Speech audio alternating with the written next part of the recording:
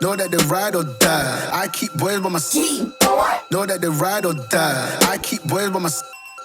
Day we hustle, but the night we. Ladies and gentlemen, welcome back to Wrestle Theory. You have no idea how much I missed y'all, and I couldn't do that for like at least a good week. My voice is messed up.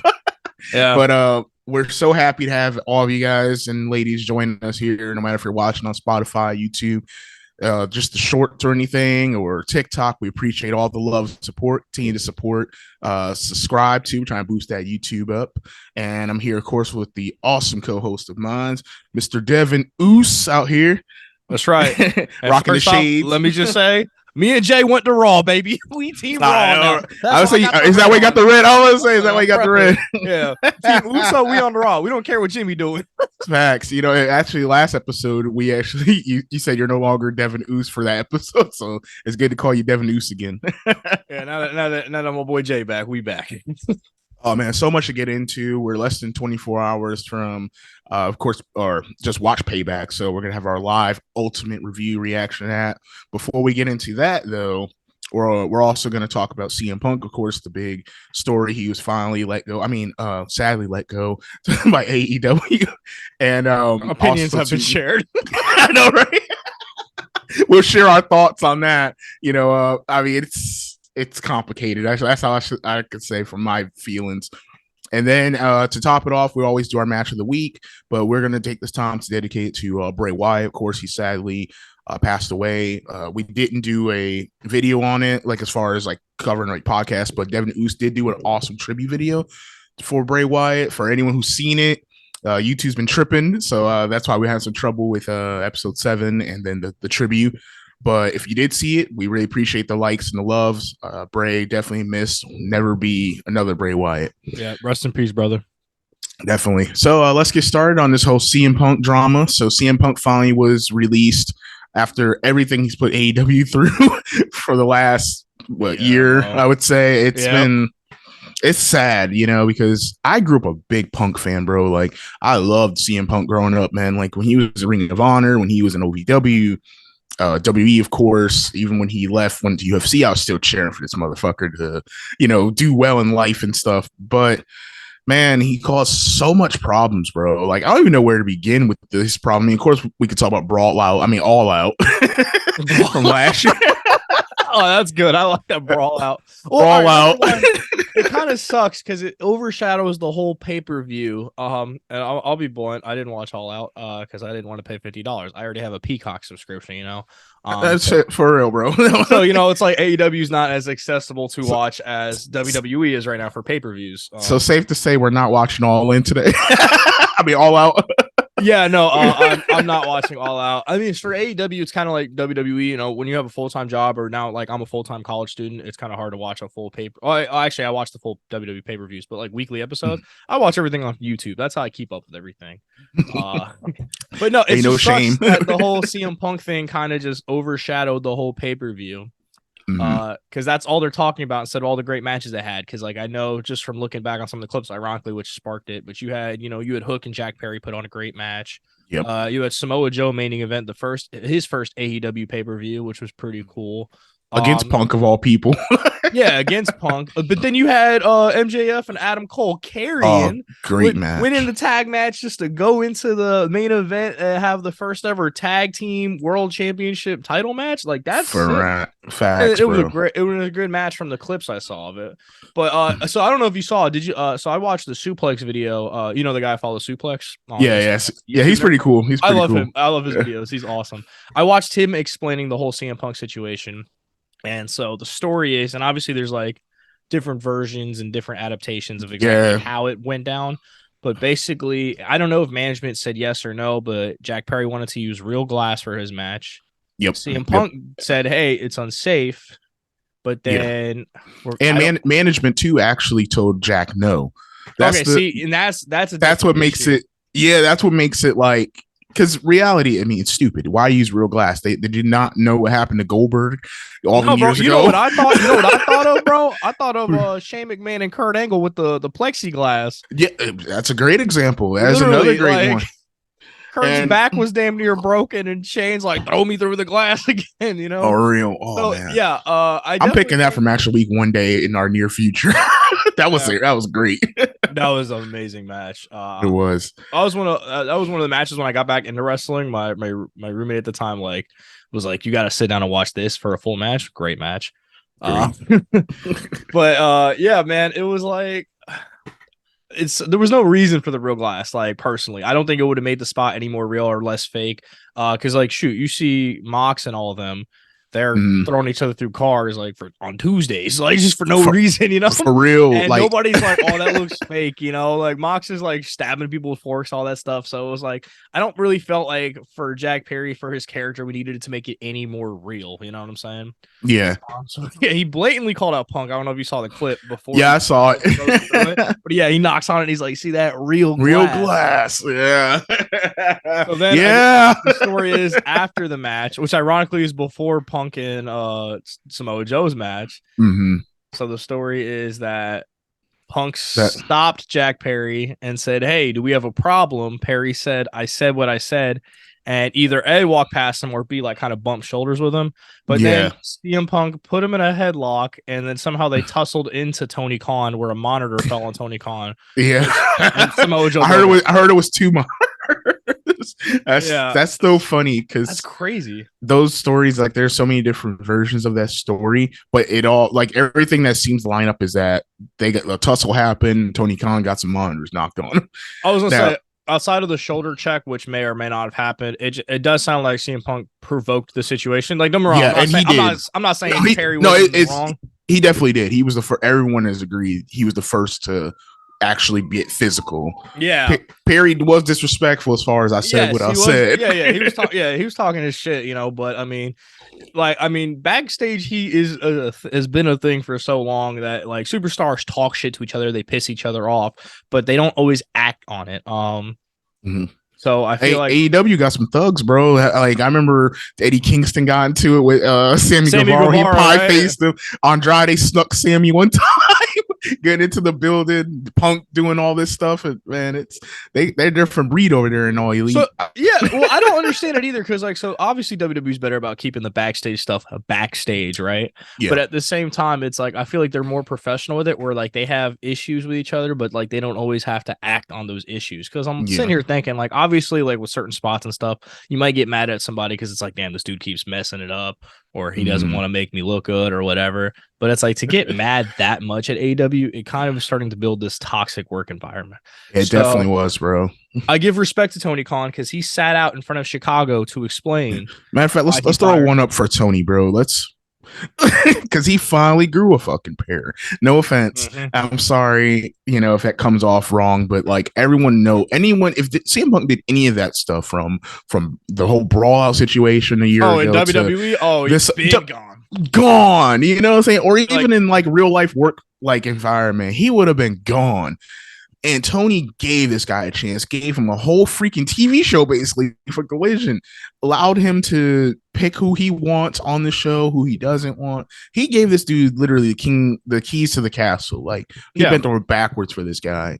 And for Punk, and as like I said, as a big fan I am, it hurt to see him go out this sad, bro. Like, he could have really had one of the best comeback stories in wrestling history.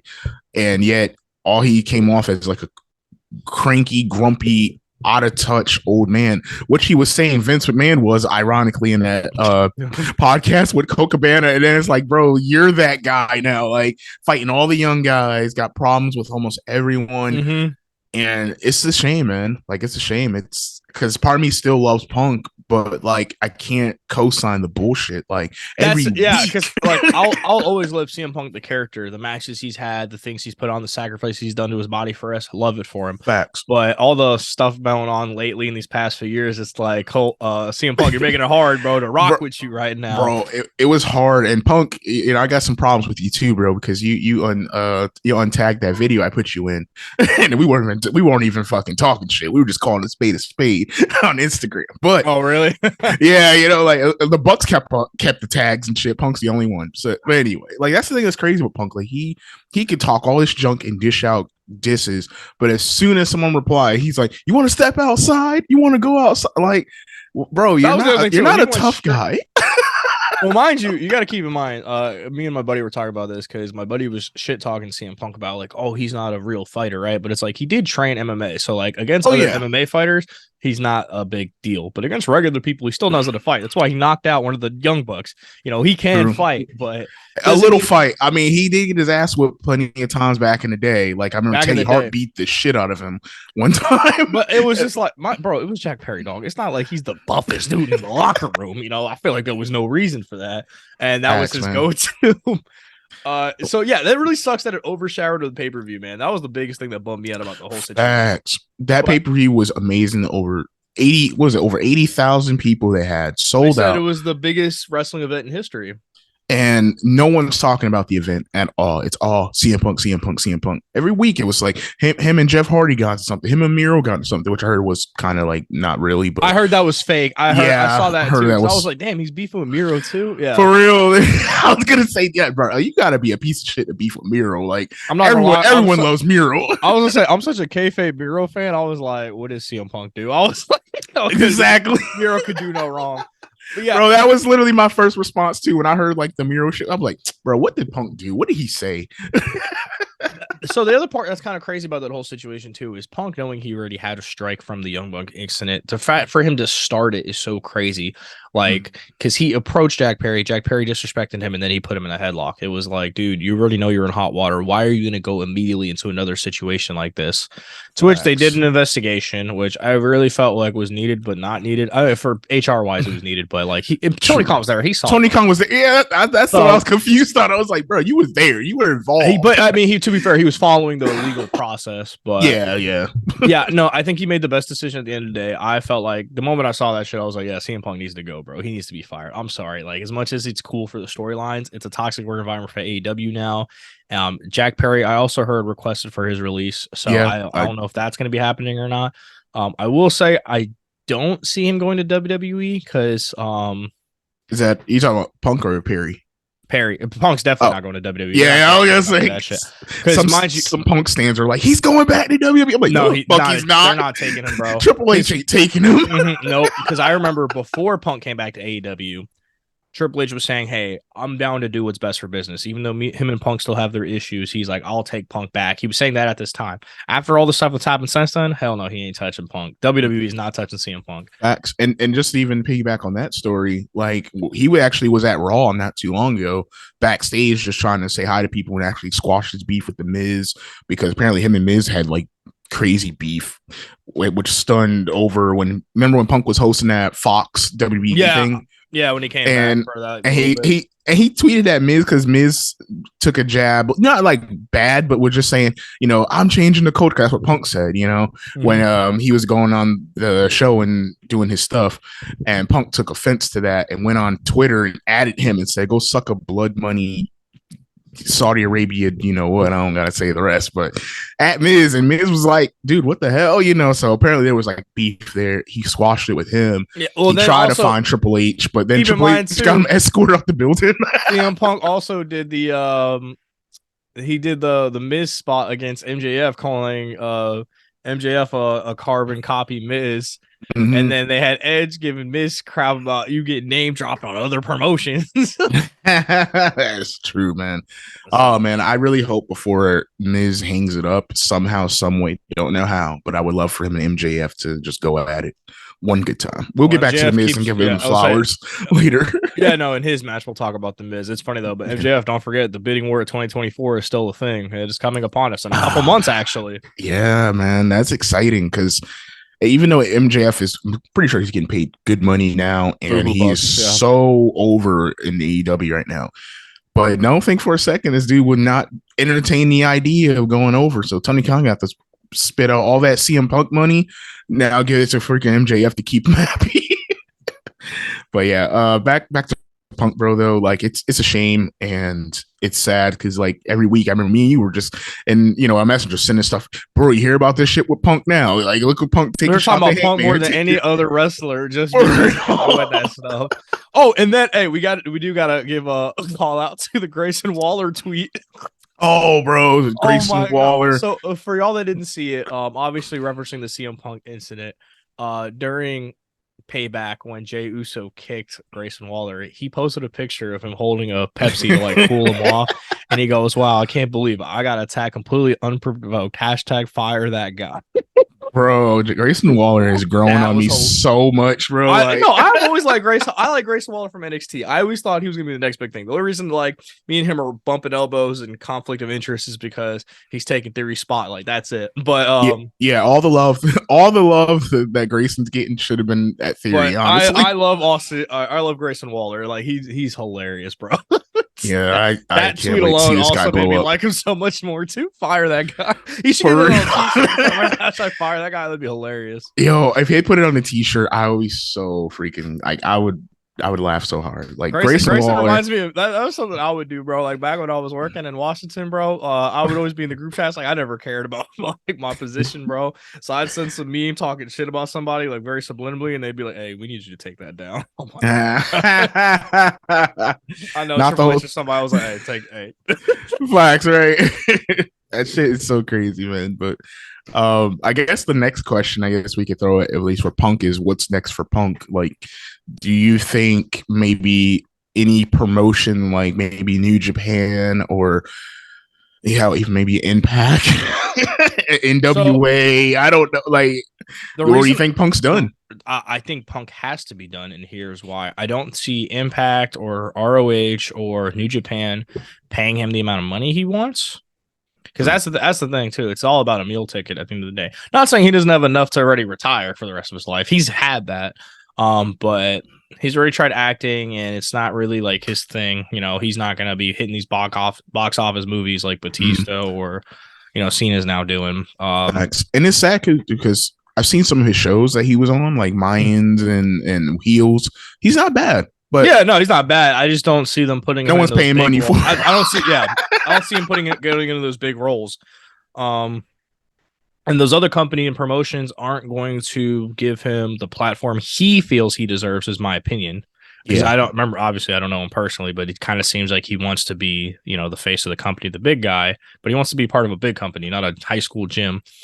So I don't see him like going to ROH or TNA or anything like that. And obviously WWE's not touching him, right? Yeah. I don't want to say he burned those bridges because it's not like he directly burned those bridges, but by acting like an ass in AEW, WWE's not going to win any of that mess.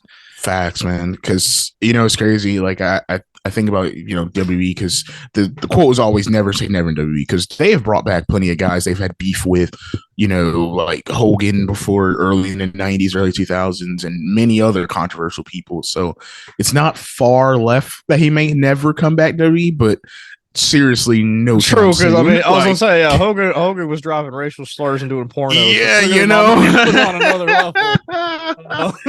Facts. So that's why I'm like, they took him back. So yeah. That's why I'm like, I won't say never, but I think in the immediate future, like I can't see them bringing him back within like maybe 3 years, like 3 years or more. Like Punk is unfortunately, I guess that was his last match, and way to go out, because he beat Samoa Joe, and he used the Pepsi plunge, which he hasn't done that move in forever. Like I can't even. Remember last Pepsi for his icing his head. I just caught that. Oh, yeah, wow. That's Punk got the Pepsi tattoo, but the Pepsi plunge is actually it's basically an avalanche pedigree, which is so cool and so dangerous, but so cool. Yeah, but he hit it on Joe, who's such a big guy too. Yeah, Joe easily took that, and that's another person actually. We should give it a 1-2 is Samoa Joe because apparently he was the only one that was able to de-escalate the situation because Punk I heard he broke up the fight too.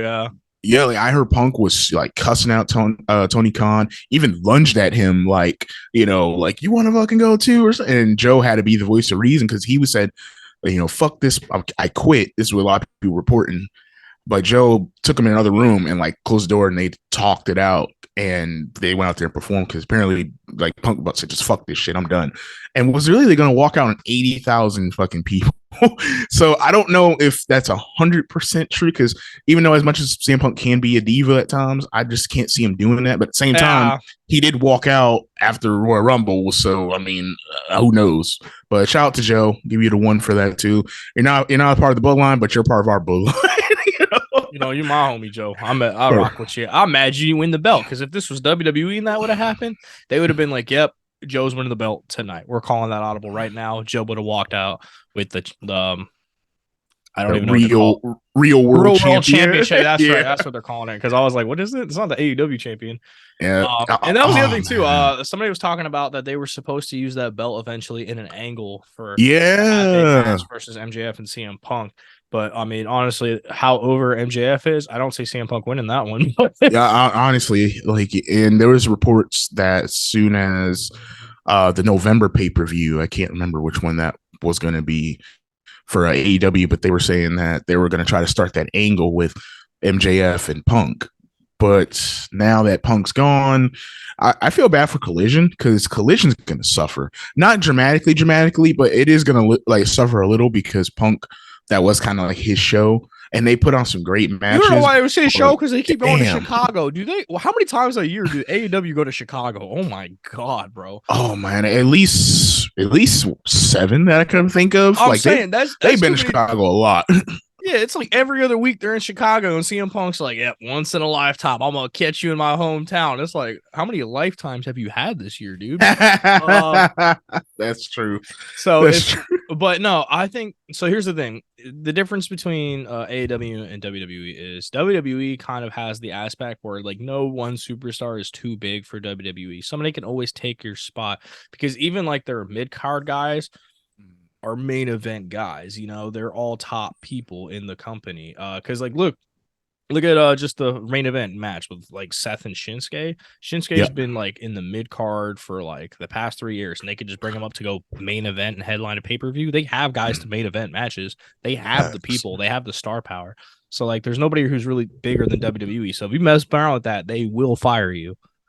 Unless you're part of the bloodline, you slip a little bit, and we'll overlook some things. Yeah, but overall, no. But like in general, though, because I mean, they haven't done anything crazier than I would say like DUIs and wellness. DUI, they nothing like Brawl Out.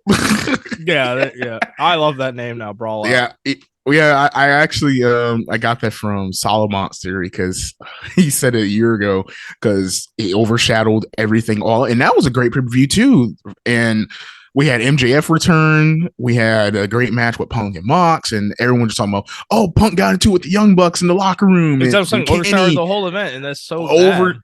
Yeah, man, and it's sad because there were some great freaking matches up there. And one last thing before we move on from Punk is like the thing that really sucks is that I had a couple matches that I really wanted to see Punk going against, like.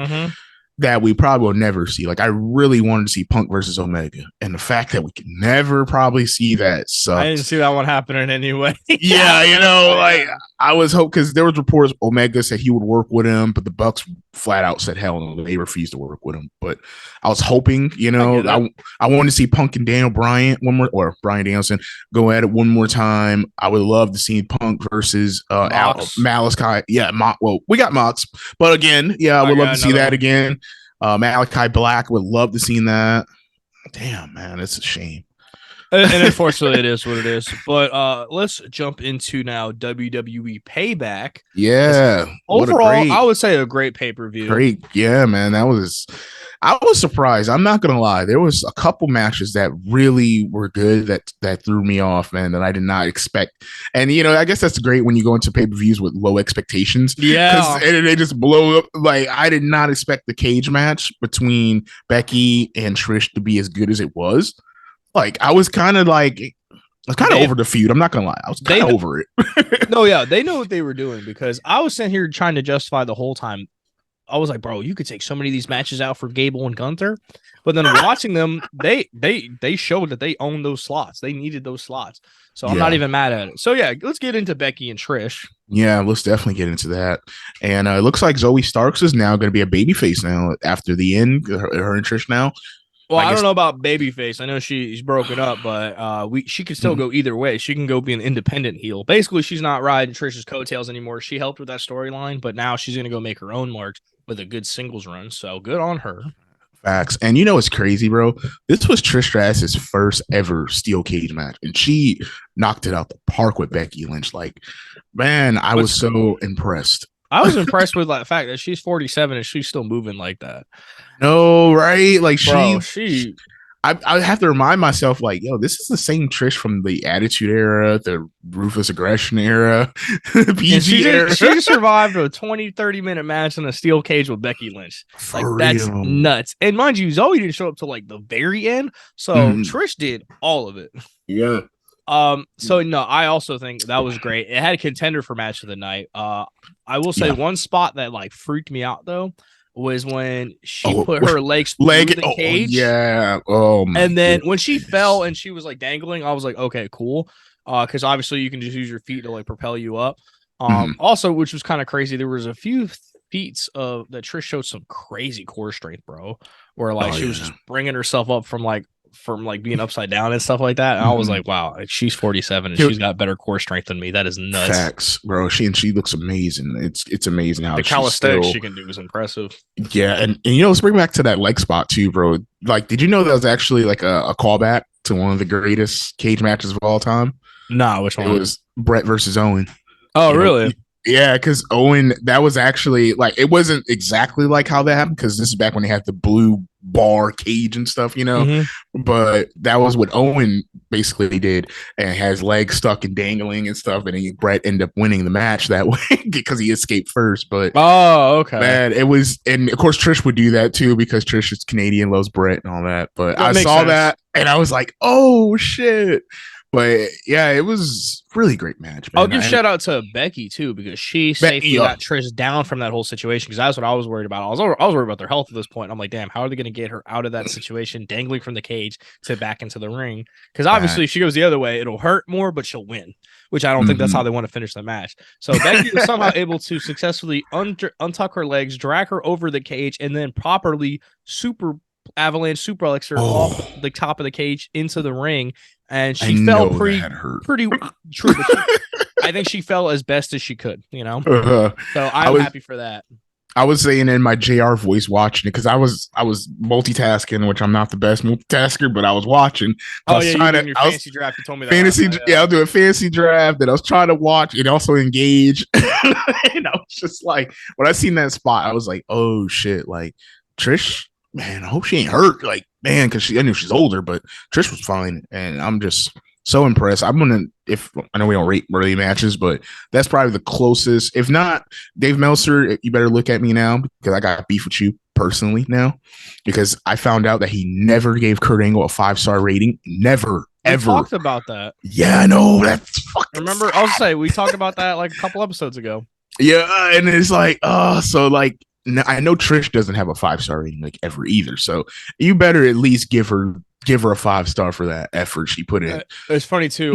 Chris Van did an interview with Kurt Angle about 5-star matches, and was like, if you, in your opinion, had to give some 5-star matches, what would you give? And he named like all of his favorite matches that he said were deserving of 5 stars.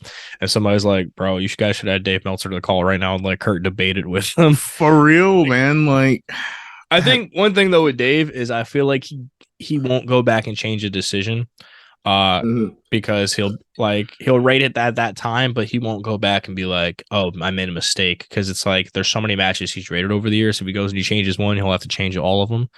So I feel like we won't ever get a 5-star Kurt Angle match from his standards, but mind you, that's his opinion and his alone.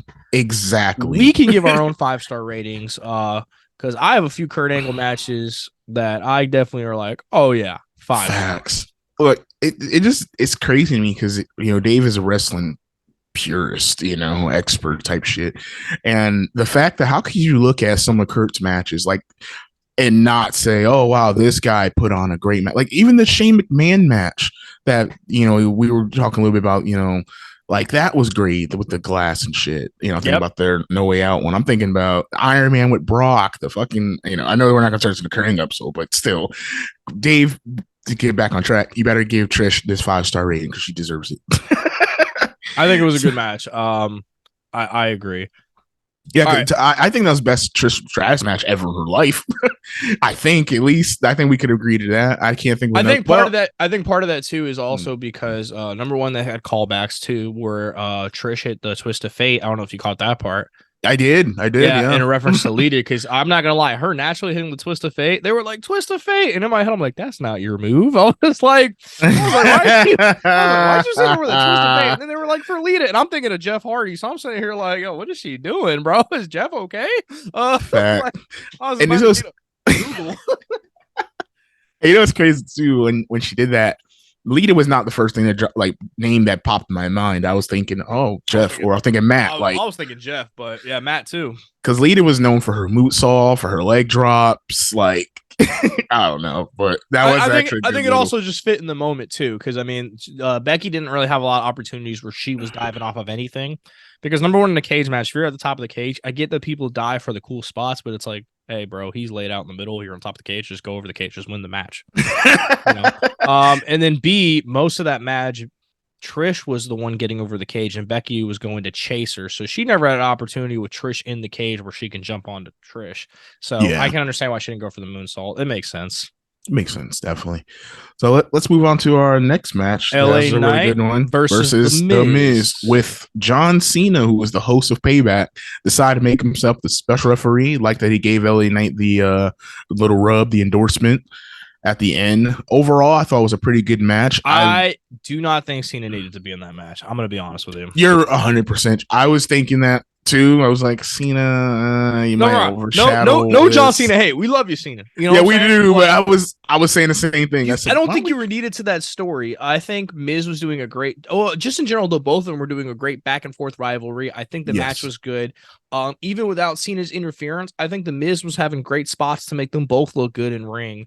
And I like that they took Miz and were like, hey, let's give him a serious role again. So he was even able to hit the skull crushing finale on LA on Friday, right? So they were making this match look good. They were building up LA, they were building up Miz. I am so down for serious Miz, bro, because Goofy Miz is great, but serious Miz is to me is even better. He puts on better matches. He's a great villain that they should be utilizing. Honestly, they should start making him. They should take with how they did Dolph Ziggler, right? Where Dolph Ziggler became like the gatekeeper to new superstars. Mm-hmm. And they'd always beat him. They should make it Miz, but it's kind of like, hey, if you beat me, you're gonna be somebody. If you don't, you're gonna be in the mid card. You know, like they should make him like the gateway. So I think they're starting that at least with this whole Night feud now. So at least that's a good thing because you know when I first I was a little confused where I was like, why is Miz and LA Knight beefing? Like there are different shows, you know, different personalities. But now I want them to have another match. Only because especially because there were like two different times Miz would have won the match that he didn't, solely because of Cena's interference. And it was like the moment Cena said he was special guest referee, it already told me that Miz now had zero chance of winning, right? Because I saw Miz potentially winning just to A, give him some heat to go back into the serious Miz, but then B, to make it a bigger rivalry with him in LA. So that way LA can come back and overcome Miz, right? Because think about it. Think about the storytelling element, right?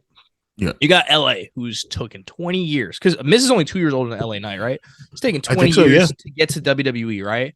And he's talking to the guy who did everything he wanted to do for the past 20 years. And Miz is telling him, hey, I've been here, you haven't, you're not good enough, right? Then they have a match, Miz wins, and he gets in his head and he's like, you're not good enough, you're not good enough. And then LA's like, let me overcome this and let me beat him and show my fans that I'm still not going to give up. And that just pushes his babyface LA Knight even further. Yeah, I really wish they would have went that route. That's honestly what I thought they were gonna do. That's what it looked like, and then they said, "No, let's throw Cena in there." I don't think they should have did that. And they always tend to do that with Miz, where they're like, "Oh, we'll throw in Snoop Dogg or Shane McMahon." For real, they always give him like the gimmick type of host or referee. And I think it's because GM, Miz is so celebrity. good with working with everybody. I think that's what it is too. Is one of Miz's secret talent. You can put him in a ring with a broomstick, and he'll put on a 4-star match minimum. I mean, let's call it what it is. Well, hold on, let's not get Miz confused with AJ Styles. Now, play. No, you're right. AJ too, though. AJ, you can give him a towel, boy, and that's a 5-star match. It's funny though, and it's so fantasy, but it's hilarious because you said Miz and the broom. I could imagine Miz, like crazy Miz. Let's say he just goes in on a rant and just start cutting a promo like SmackDown Live style, like he did to Daniel Bryan. Oh, but on a broom, yeah. He will get that over more than anyone on that roster because Miz is great, man. And I hope that this isn't the end of the feud. I kind of want to see them at least do it one more time, maybe Fastlane. I definitely think they should keep this rivalry going. It's still fresh. There's still more to gain from it. And like I said, I didn't feel like Miz had a fair shot the moment Cena pulled up. It literally removed all doubt in my mind that LA could lose. Because I knew LA was going to win. I mean, we all did. It was just, it would have been nice too to also be like, oh shoot, we got Serious Miz back. Oh wow, he beat LA. I didn't even feel like that at the moment Cena came out. Because like the thing is like, I feel like Miz is one of those people that they forget how much history him and Cena have, right? For real, like they go way back. When they think of like some of Cena's biggest rivals, right? They think of The Rock, they think of Randy Orton, they think of Edge. They don't really talk about there was a whole era where it was Miz and Cena going back and forth. Yeah. And I love that was remember when Miz was calling him out every week, and he was like, "I am 4-0 against Cena," because Cena was never answering his response. When Miz first got on Raw, like when he was breaking off to do the single, like they have so much history. WrestleMania matches. They do. Miz actually beat Cena at WrestleMania. Mind you, that was a Rock Cena storyline, but it was still a big part of Miz's history with Cena. So the fact that he comes out there and he was like, "Oh, hey, Miz, I'm here to troll you again." And sometimes at this point in life, it's like, you know what? As we're older, it's like, you know, Miz, I get why you hate Cena now. He won't let you be for real, man. Like, this match had fuck all to do with John Cena. John Cena was like, "Well," and that's the thing. That's the thing with Cena. I feel like the last year is that he is so miscast. Like they don't know what to actually do with him. They're just so happy they have him, and so they're like, "All right, Cena, go out there and say WrestleMania might come to London," or "All right, Cena, go out there be a special referee. Hey, Cena, go be a backstage guy. Like we're just so happy to have you." And it's like, bro, like. Think about what y'all doing. Like they could have took that same special referee spot that they had Cena in and put him in the Theory match with freaking Rey Mysterio. I would have rather that. Yeah, because at least there's history. Cena could screw him over, and it would cover Austin losing another match to Rey. It would have exactly that way if Austin was going to lose anyway. Yeah, definitely. I think that would have been a way better match to put Cena in. I agree with you. I didn't think about it at the time, but yeah, you're cooking, bro. Bro, I'm just like, I see these shits and I'm just like, bro, like, I'm like Triple H, fucking Bruce Pritchard, whoever's in charge. Okay, how you're not seeing this? Like, these are easy layups. Like, also, if you got Cena for 7 weeks, they said, at least, before I let you finish. No, yeah, you're good. They got him for 7 weeks. Like, and there's rumor he may even sign an extension because the strike may go on longer. But 7 weeks straight. Yeah, 7 weeks straight, they got him. And you got Theory, who a lot of people are saying he's starting to get go home heat or change the channel heat. He hasn't been hot since the match. It was anything heat you want. Yeah, so it's like, all right, let's help this guy. Let's do more with it. But yet they're like, nah, screw Theory. Like I really just think Triple H don't like Theory, bro. Well, even if it's not Theory, there's other people that could use. Believe it or not, yeah, they could use Waller. They could use LA Knight because that's where I thought they were going at the end of the match. When LA was kind of pressing Cena and Cena was just trying to shake his hand, I was like, oh, and maybe that's what they're trying to do. They're trying to transition from the Miz into a Cena story. And the only reason is because I'm such a Miz fan, I didn't want that to happen. But at the same time, I'd been like, oh, that's kind of cool. LA versus Cena. That would be a good good match. Yeah, that'd be pretty good. But yeah, it should be the time to put somebody younger over, give him a match with Gable. You know, even just for Gunther to plow through, give him a match, give Cena and Gunther a match. That'd be kind of cool. Super Cena's like, hey, I'm still that guy. Gunther's like, I don't care who you are. And then they have a match. I think that'd be kind of cool. That's another one too. Now you're cooking, bro. That could be actually, I think, a good one for Gunther if he wins the world title one day. And maybe his first feud should be against Cena. You know, well, I think the mid card's cool too, because right now Cena is like after that WrestleMania match, nobody's seeing Cena operating at a world champion level right now.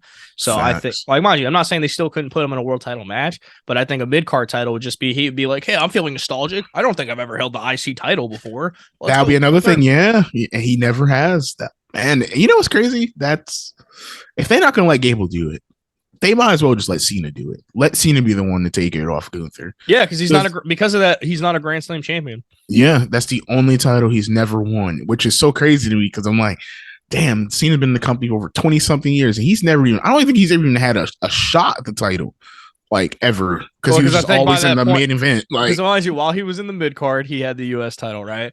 Then the moment he hit main event scene, he's only been winning main event titles, so he's only been winning world heavyweight champions, WWE champions. Facts. So at that point, the IC title, it was like, Cena's an IC champion. Why? Like, I know, right? He'll win the title right now. But I will give Cena credit, though. When he does get the mid card title, like the U.S., he always elevates that title. Like, he makes it interesting.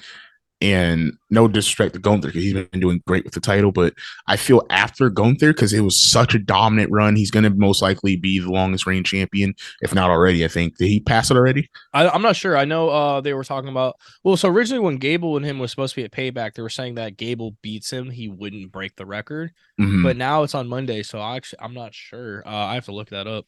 Yeah, I want to say, I think officially like Monday is going to be the day he breaks the record, but I'm like, all right, if you don't want to have another long dominant IC run, at least if they would give it to Cena, he could do the open challenge thing he was doing, putting on some good compelling matches, because now at least it keeps that Intercontinental title constantly in the picture, and kind of still like prestige is still there, you know. So mathematically, Gunther needs to be the champion till September 9th. So that's 6 days away.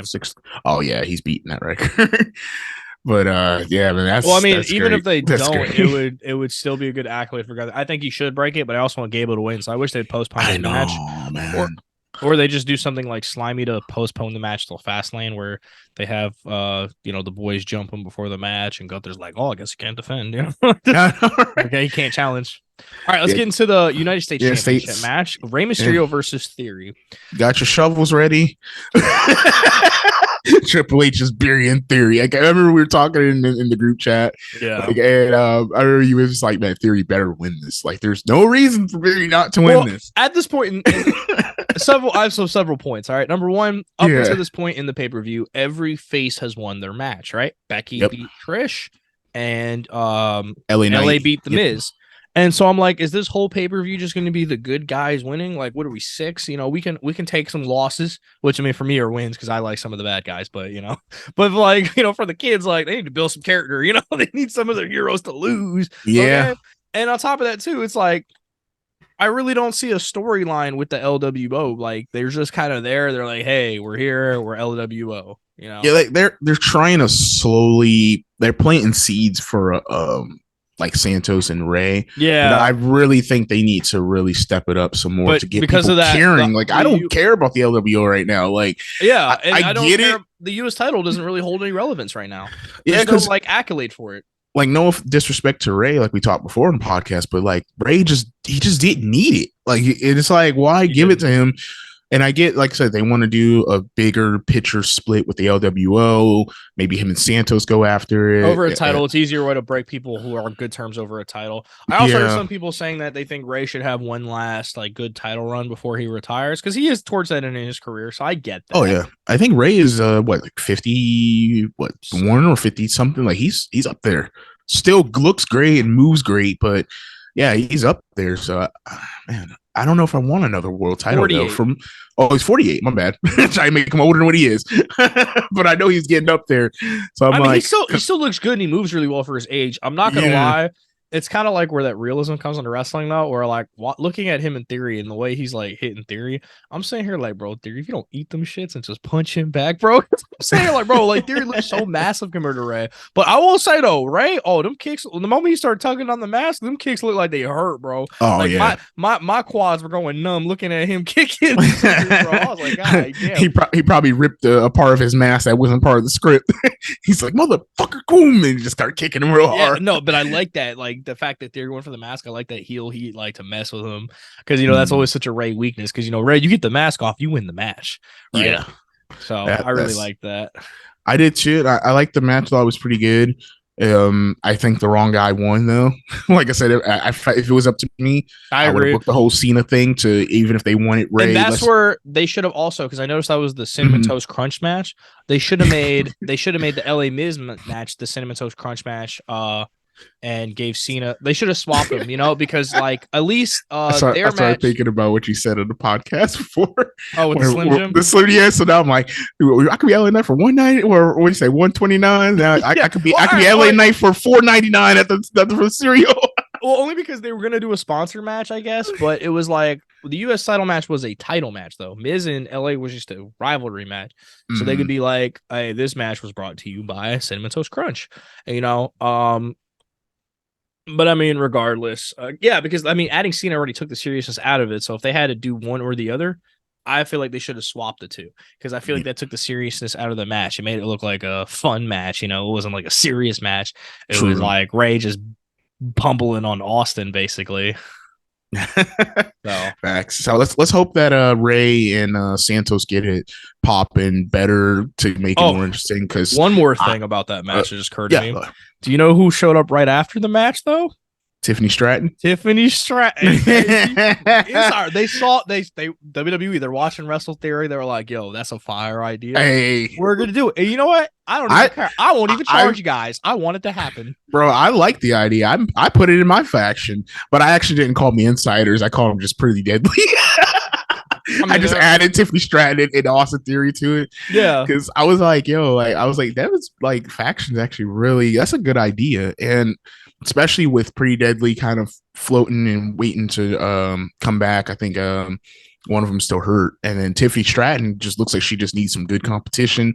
Maybe drop the NXT champion, come to the main roster. I think they're supposed to be doing something with her and Becky. I'm hearing reports.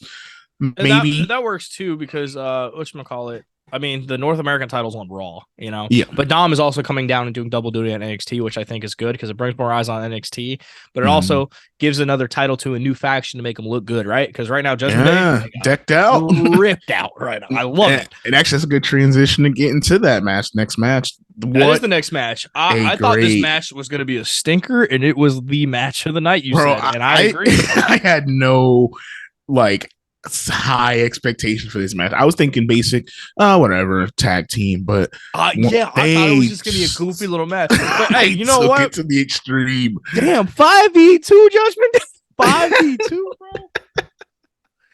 That's crazy, man. And can we officially announce JD McDonough as a member of the Judgment Day now? Like, I feel like he earned his stripes taking that horrible power bomb on that table. He caught the edge of that thing, man. That thing looked painful.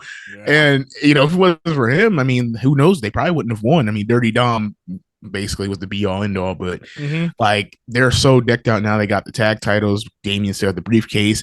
Bria got her world title. Dom got the North American champion. Now it's like, great. The faction looks amazing. It does. And I'm glad they finally had Finn win a match and win a title because you know how they were talking about who debatably is the leader of the Judgment Day? I feel like it's not Damian. Obviously, they said it's not Dominic. So I felt like it was always between Finn and Rhea. And I always felt like it was Finn, but lately Rhea's kind of been showing like more leadership reigns in the faction. To now where I feel like it kind of is Rhea. But that's where I was like, damn, what does Finn have? You got Damian with the briefcase means he's guaranteed a world championship match. You got Dom with a title. Like, I'm sorry, even Dom got a title, bro. Like, come on. Like, I know, right? It's the North American, but I feel like that was like the biggest move I didn't expect. That I love the outcome of. I love Dom as a champion right now.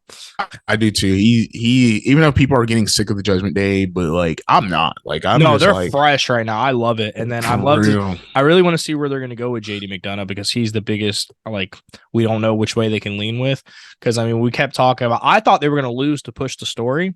Me too. Rhea was saying like, "Yo, there's going to be changes if y'all don't win that match." I thought JD was going to be put in. They were going to kick Damian or Finn out just because of how Rhea was saying it. Yeah, I thought so too. And it was kind of like, which way are they going to go with it? Because they're talking about Damian could be a good baby face, and Finn already got the camaraderie with JD. But I was thinking JD portrays Finn, joins the group, but Damian's been beefing with JD too much. But adding JT to the faction also keeps more of that internal faction shit between Damian and JD. So there's a lot of options they can go with right now, which I like. So that it makes it less predictable. That's why I like this new creative faction storytelling. I love these inter-faction stories. And that's what I said. As the bloodline declines, they need to make the Judgment Day grow, and that's what they're finally doing. So good off to you, WWE. Facts. And on top of that, too, with the addition to Jey Uso now on Raw, and if they do let JD in the Judgment Day, this would be perfect because now they can set up a War Games and they can add the baby faces. They could just have Cody, they could have Jey Uso, Sammy and Kevin against the Judgment. I feel like I'm missing somebody. Somebody else should probably get thrown in there. Maybe Seth Rollins or something. Yeah, but then they'd have to add one more to the Judgment Day unless they put Rhea in a men's match. But I know, right? Which they could. Yeah, it's believable. Because eventually, at one point, Seth is gonna be looking at his watch and then look at his wife, and she's gonna be like, "Do it," and he'd be like, "All right," and then he's gonna kick Rhea in the face. But Facts, man. And like I'm excited for that. I really hope that that happens and also I hope KO's cool because I'd love that he did a tribute to Terry Funk. He had the Terry Funk shirt on. Yep, he changed and outfits like 3 times in that match. Facts, The man. hockey spot was cool too. Love the hockey spot, man. That was awesome. And then the throwback to like how Jeff Hardy used to do the Swanton off of like the balcony to the table. Which also another was like another Jeff reference. I was like, is he okay? Like, I know, right? That's Think two in about one night, but Lita, and then I guess he just wanted to do the Swanton. But that was a great spot too. That Bro, was really well done. Kevin like almost overshot him. Yeah, too, he did bro. overshot. I saw that too. Yeah. Oh man, his like I don't know if he's hurt. I hope he's not, but I know his like tailbone and legs are fucked because like the landing looked so bad. I was like, oh, that looked painful, man. I hope he's all right. Dom too. I feel like Dom took the most injuries for not having a match. For real, yo. Yeah, so good job. Big ups, Dom. Right. Big ups to Dom, man. Definitely. So we talked about Jey Uso a little bit in the beginning of the show. Cody, I want to know what kind of power does Cody have? Why did he make that decision? They should have had Adam Peter say, "Yeah, Jey Uso's now on Raw." Because he didn't have a match and they wanted to give him a pop. He like you said, he's side quest right now until he can get that Roman rematch. But then also I noticed, I think like it's kind of like Cody's building an anti-bloodline group. Because it's like he's already befriended Sammy and Kevin, right? That he's already cool with them. He's been helping them with Judgment Day. He's been helping them with Rollins, whatever. But then now he's got Jay, and I feel like I don't know if they're gonna make it a storyline, but it's like Cody or somebody from management was like, "Yo, Jay, we noticed you quit the WWE. Why don't you come to Raw? You could still be that single star, and you're away from your whole family because they're clearly toxic for you, you know." So I think that was maybe where Cody, because you notice, Cody brought him in and then he kind of walked away and watched him like come out. Yeah, I noticed that. I think Cody's building like this Justice League. So the day he finally comes out for Roman, Roman's like, yeah, well, I got so-and-so, I got so-and-so, and I got Solo, and Cody's like, well, I got some friends too. And it's like, for real, man. You're gonna have Jimmy versus Jay, Solo versus Sammy, whatever, Cody versus Roman. Like I said, Roman's gonna probably bring in somebody. We keep talking about Zilla maybe. But maybe. All right, let's get into. Oh, my bad. Oh no, I was just gonna piggyback what they would say. I would love to see that, and I hope that's the direction they're going, especially like I said for War Games, and also even at WrestleMania. Like we see Solo come out there, he's interfering again, and it's Cody against Roman. Then Cody like does like a hand thing, and then like Sammy comes out, and all the other people, Jay, and like. Oh man, I can picture you're cooking good too, bro. You're cooking. Saying they need to hire me, bro. Facts, man. We need to be on that creative team. All I'm saying, we don't even need to be announcers no more. We'll jump from podcast to creative writing. All right, women's world champion. We got that match versus Raquel. That was kind of it was all right. I'm glad Rhea won because no reason Rhea needs to get that belt off. But the whole time I was watching the match, I was like, bro, when Kairi Sane coming back, bro? I was thinking that, bro. So the thing is like I'm not mad at the match because it was a powerhouse. Me match, either. Right? So it wasn't supposed to look like as flashy, right? Because like for example, when you had Theory versus Ray, you have a big strong guy, you have a small fast guy. So Ray's jumping circles around Austin, but Austin's getting these big slams on Ray. So when you have a power versus power match, it's gonna be slow and strong. Because you got to think, bro, those are two of the strongest women in the roster, easily. Yeah, easily. I think the only person I think could be up there with them is Bianca. Like besides that, Bianca. Yep. Yeah. None of them have that muscle. God damn. And Raquel's back muscles, bro. They are Raquel, man, she is strong. And it's crazy. Like I remember when they had their match before in NXT, and that was a really, really good match. So I know what they're capable of, but I know this isn't the same Raquel that was in NXT. This isn't the same Rhea Ripley either. So I knew the match style was going to be a little different going in, but yeah. I was kind of getting bored, but I was like, it was. I'm not gonna lie. I felt like the World Heavyweight Champions matches, both of them were kind of slow compared to how the rest of the night was going so far. Yeah, and I think this was Triple H's way of giving them their chance and respect because we have talked about a little bit on the podcast how Rhea Ripley haven't really had proper defense, especially on pay-per-view. And then Seth, he hasn't done a main event. It's always been Roman. So it was like this was their chance. They got like 20 minutes apiece to really go out there and prove themselves. And Becky got that too with Trish. match earlier. Becky and him knocked out the park. I felt this one kind of. This is the one pay-per-view where they were like, "Hey, let's chill out on the Judgment Day, or not the Judgment Day, the Bloodline. Let's make a pay-per-view about everybody else." And I mean, you can do that with the smaller pay-per-views. And actually, I think that's how they should continue to do the smaller pay-per-views. Throw it out with all the guys you're putting on the back burner, right? Because the fact that they had to cut people, it's like, hey, let's do our generic one world title, one singles title, and one tag title, which there's only one tag title. And a woman's title, obviously, right? Put those 4 matches in, and then you fill in from there. And start from the bottom up instead of from the top down. That's how they should do it from now on. 100%. But yeah, there wasn't really much more to talk about. Dom took another spot in that match, and I was like, I just love the fact that I'm like, damn, Dom's gonna get his ass beat, bro, for not even match. I love it. Dom is becoming one of my favorite guys on the roster right now. I'm not gonna lie. Mine's too. He's doing his thing, man. I'm real proud of Dom, man. That's crazy. He's come so far. So far in a short amount of time too. Like, it's amazing though. He's #1 heel, and I'm glad. I think the way they did the match though, especially with Dom interfering, they may run it back with them too, but maybe with a stipulation. So they should do it. Could be exciting because the only reason they should have a match again is to kind of stall until Kyrie gets here, and then Kyrie and Rhea's got to be at a big pay-per-view because that would be a big match. Yeah, that will. Because we keep assuming for Kyrie to come back. Kyrie saying, "Please come back soon." I know. I heard November. I heard around that time. But that works because I don't want her to go to SmackDown because WWE, I know the way they think, and they're going like, oh, Asians should wrestle each other, and then she's gonna go to SmackDown and it's gonna be her and Asuka. I'm not saying that shouldn't happen eventually, but like not off the back. Like let Kyrie flourish on her own without New Japan storytelling. Let her just be Kyrie Sane, and then they could work that in eventually. Facts. Maybe WrestleMania season something. I hope so. I do because Kyrie definitely needs to be the one I think to dethrone Rhea. I think it has to be her. I can't think of anyone else, honestly, that should, if it's not Kyrie, but I think she has to be the one. So let's go into our main event, and we have the world title match, Seth freaking Rollins versus Shinsuke Nakamura. Man, great storytelling. I like how they had that little video package thing, play and yeah, dude, that was pretty good.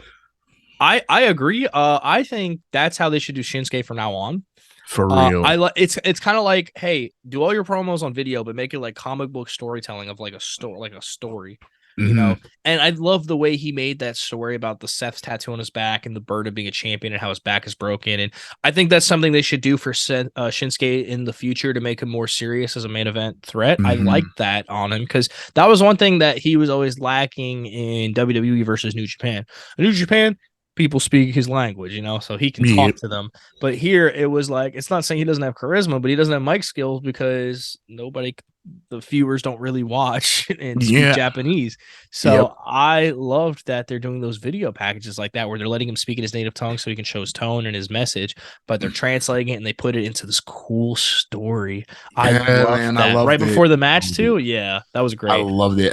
And when I seen them play that, I was like, part of me for a second was like, holy shit, they actually might let Shin win the title. But then we saw Seth win. I was like, I was telling you earlier, I had a feeling that was going to happen. I didn't think Shin was going to win, bro. Only because there was no buildup. Like Finn should have won it back when he did. If not, I was like, if Shin wins, then Damien's cash in 100%. But I thought Damien was going to cash. I thought he was. I had a feeling like WWE knew we knew, so they were like, nah. Real because did you notice after Seth won, it was like they were kind of just on, the camera was on him, but in a tight window. So I was like, oh man, someone's coming from behind. I was waiting. It might be Damien, or the music. I was like, something's happening, and then they just went to the highlights, and then that was it. And I was like, oh, okay, I guess no cash in. This would have been the perfect time because man, Seth was selling the back. No. The storytelling was amazing. Were selling the back. That too. Oh my god, they were overselling the back because I literally told it in one of the group chats. I said, "Yo, I'm gonna take a shot every time they mentioned Seth's back, and then after like 3 minutes, I was like, I would have thrown up. So I'm glad I didn't play. Yeah, remember how you said the last episode? You're like, Corey Graves, you need to do better. Like Corey Graves, Michael Cole. I forgot what they were talking about last time. You need to do better. I do remember that, but I forgot what they were over mentioning last time. The 7 years when Finn had it, like on him, and they were like, they don't know how to 7 years. Yeah, it's like they don't know how to call a Seth match because this time it was like Seth's back. Like it'll be like Shinsuke kicks Seth in the head and they're like his spine. And I'm like, bro, what? Like, dude, get off his back, bro. Like we get it. We get that's the storyline narrative, but like you guys are like now forcing it down our throat. Can we enjoy the match? For real. That's that's why I also thought that the cash in was gonna happen because they were so adamant. They were like, his back is broken and he's been wrestling so long. Is it a vertebrae? Spinal. He has a spinal injury. Like they kept just driving. I'm just like, bro, shut up, man. What are y'all talking about? Like, I get it, he's hurt, but goodness, the announcers were annoying. Yeah, for that match, Corey Graves and them need to work on how to commentate a Seth match like any other match. Because it's like I have no problem with them sprinkling that in, but it was like that was the whole match. That's all they talked about was his back, nothing else. Not about like things Shinsuke has done leading up to it. Who Seth Rollins is, his motivations with his family and everything like that. The way he's been carrying the title, the way he's been getting attacked. It's solely just been his back. Every time they did a move, Seth's back. Oh, I know he's fighting the pain. For real, it's like I agree with you too. That also really sold it to me. That I'm like, oh. You know what? Seth can win, and then Damien's cashing in. Because we kept talking about if the injury was real, he was going to want to take some time off, so they were going to get the belt off him. So that's where I thought too. But yeah, that's what I thought. Just because the way they were just driving it home since the Shinsuke build up, and then during the match, I was like, yeah, Seth's probably going to lose and take some time off because he definitely needs it, especially if all this back stuff is true and it's not just kayfabe. But like. They didn't do none of that. And I'm just like, what the fuck? But it's interesting to see what's going to happen next. I guess Fastlane's next pay-per-view possibly, I think. And I mean, I guess they could run it back. Maybe Seth and Finn Seth and Shin one more time. Do you think that, I mean, if they keep doing those video packs like that, do you think that Shin could be a real threat to be the world champion, possibly even put the title on him? Or do you think like not right now? I think that's something they need to like not go back to the drawing board, but I think they should throw him into, debunk him and put him in like a big rivalry, start building him back up. Because that's the thing I feel like they're like weirdly lacking on right now is that everybody's like cool or not cool with each other, but there's not really like a lot of strong stories. Like LA Knight and The Miz is like a rivalry, Yeah, Becky and Trish was a rivalry. Yeah, it's like Sammy and Kevin. They've been beefing with just factions for like the past year. It's just been Bloodline or Judgment Day. That they just go around and just beat up bullies. Cody just goes around and just starts uplifting people. Like Brock was a rivalry, but now it's like they don't know what to do with him. Do Shinsuke and Cody. Yeah, that'll be a good one. That'll be a really good match, and I hope they can lean more on Jay and Shinsuke. Yeah, I can't wait for the eventual Jay versus Cody match that's going to come, because I think that's going to be a pretty good match. Just overall, just on the match, they don't need it anytime soon. Maybe it could do something later on down the line. Well, right now they're both faces, so it would be kind of weird to have a match and make one of them turn. So I think Shinsuke should go up against one of those two in the future because they need to build up Jay as a main event single star now. Yeah, how you feel about that new Uso theme he got now? It's just me. Yeah, I love it, man. It's just me. I like it better than the Jimmy's one was aight to me. Some people said it was fire. I thought it was aight, but the Jay one, Jay was way better. Yeah, just me. I love it, man. Bro, it's been a great episode. We did a great review on this. We're gonna do our match of the week, of course, for the late great Bray Wyatt. Wyndham Rotunda, yes. I always call him Bray. I'm just so used to just calling him Bray. Too, but, we gotta give him his proper respect. Definitely, man. And of course, we also shout out Terry Funk a little earlier from the tribute that Kevin Owens did. Great job too on that too, because they did that whole Terry Funk tribute hardcore tag match, which was the furthest thing from that. This definitely honored him pretty well. I think so. But so with Bray, number one match that I love, and I'm gonna put as match of the week, is the match with the Wyatt family versus the Shield at Elimination Chamber. Great match. The crowd was so in it. Yeah, 2014 crowd was in it. The story was great, and it's so amazing to really look at you just look at the Shield and like. I was watching Bray back, once we got the news, we both were talking about, we watched it. And we both actually watched that exact match. Which is so crazy. I know, right?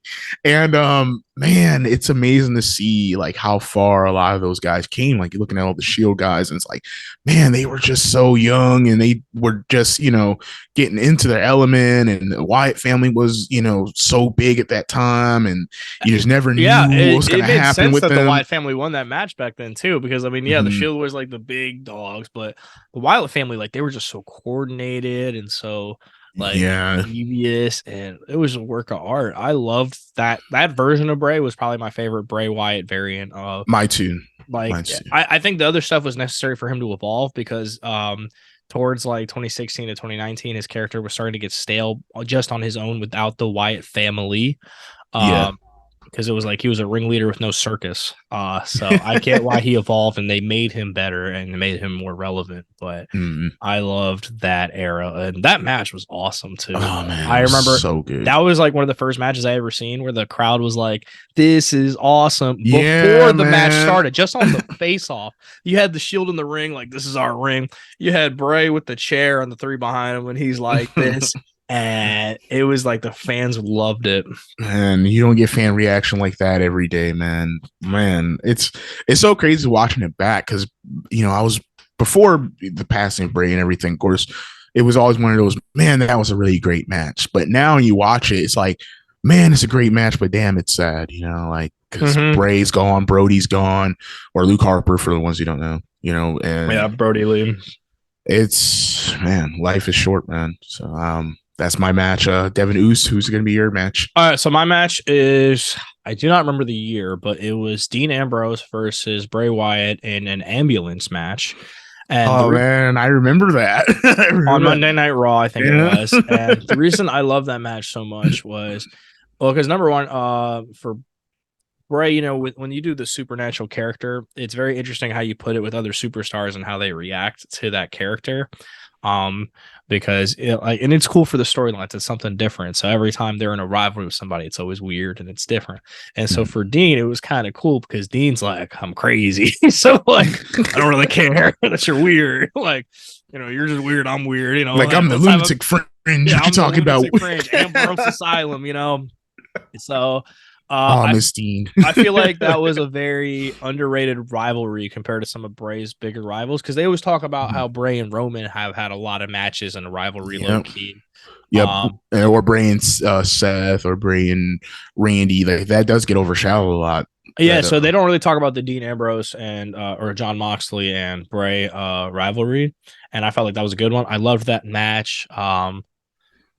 I mean, it was just awesome. It was like, in a hardcore extreme match with an ambulance. And it's crazy. They haven't done too many ambulance matches after. I know they did Braun and Roman, but I mean that was good, but it didn't hold a candle to the Dean and Bray Wyatt match, man. No, I just felt like that was a great match. That really showed it played to both of their strengths. I think Bray is very good in like hardcore matches. He's definitely got like a affinity towards it. He does, man. And it's crazy the stories that a lot of the wrestlers have shared about Bray, like how good of a guy he really was behind the scenes. And like I didn't even hear Becky Lynch talk about him. I heard Seth talk about table match. Yeah, Seth too, shoot the Fiend, like that. Like Seth was vital for that character to really like jump off. Unfortunately, Vince. Yeah, this isn't pick on Vince, but the Hell in a Cell match, you could have done better with that. That plan that spot was fucked up. But other than that, man, I love the Fiend. We love Bray, man. Rendon Rotunda, rest in peace, man. And same with Luke Harper, Brody Lee. It's crazy, man. The Wyatt family is no longer the family. There's only two left. No, they're still the family. It's just the two members of living. They're with Sister Abigail. Also, big shout out to Bray's family. We wish you guys the best in this hard time. because we know he was a father and he had 4 kids. 4, right? Yeah, 4 kids. Yeah, 4 kids. Yeah, so I can only imagine what they're going through, and we wish him the best and give him love and prayers here at Wrestle Theory. Definitely love and prayers to his family. JoJo, of course, we remember the ring announcer he ended up being with, having kids with. Man, it's still sad, and we hate to end a great episode off like that. So I guess maybe we could just bring a happy moment. Maybe what's your favorite Bray Wyatt moment? I should say, man. We don't have to say match, but like a moment that just brings like you just like what I'm saying, that could just uplift you real quick. Hold on, I didn't think about mine. All right, you go ahead. I'll go first. So my favorite, because the crowd just makes everything amazing, Mm-hmm. And when him and Daniel Bryant were going through, when Bryant was joining the Wyatt family, and when he finally like escaped or broke the chains off the Wyatt family in that cage after they had that match with the Usos, like that crowd was so loving it, man. And man, that was such a great match, Bray. And that just shows how great Bray was moving the crowd, because for weeks they were teasing like Bryan's gonna like finally snap or whatever, and yet Bryan was still fall in line. He'll fall in line, and finally in the cage match. And it's almost like a trap, basically. And Mike Cole did a great job commentating that too, saying like, "Oh my God, it was a trap. He didn't want the other Wyatt family in there. He got Bray all by himself in the cage, And like he did a great job selling it, man. The crowd was so into it, man. And what makes that even impressive? Bryant talked about that before and said that he had the worst concussion possible, like in that match, and he doesn't remember any of that. It was all just natural instincts, and it was just amazing, man. So that's mine. Rest in peace, Bray. What about you, brother? All right, so I'm not gonna lie, my moment isn't like good towards Bray, but the moment that like I really thought about which one gave me the most emotion was, I want to say it was Royal Rumble 2016, 2017-ish. I don't remember, but Bray had the whole Wyatt family in the ring at one point in the middle of the Rumble, and they had it seemed like they had the Rumble unlock. Anybody comes in, the 4 of them just jump them, throw them out, jump them, throw them out. And I remember Michael Cole was like, "There's no hope. There's no hope." And I was like, "Yeah, how they're screwed. They're just gonna throw everybody out before they get in." And then Brock's music hit, bro. And it was crazy because up until that point, I forgot Brock Lesnar even existed. But then his music hit, and I was like, oh shit. Like, hey, Bray, bro, he ain't the one, dog. He ain't the one. And Brock came in and just started ripping through the Wyatt family. That was like one of the biggest, like, strongest reactions I got emotionally from oh man. I'm getting goosebumps. I mean, you can see my arm, but man. Literally thinking about that. I remember that vividly too. Yeah. Oh man, it's great, man. Great job, bro. And man, great episode too. And thank you all Wrestle Theorists out there too for joining us again. Make sure you subscribe to the YouTube channel, like us on TikTok, like us on Instagram, Spotify. We should be on Apple pretty soon, so fingers crossed on that. So all my Apple podcast lovers out there, we should be on there pretty soon. And we'll see you guys soon. Devin Noose, any last words for all our Wrestle Theorists? Our boys be smooth now. Hey. Yeah, have a good one, y'all.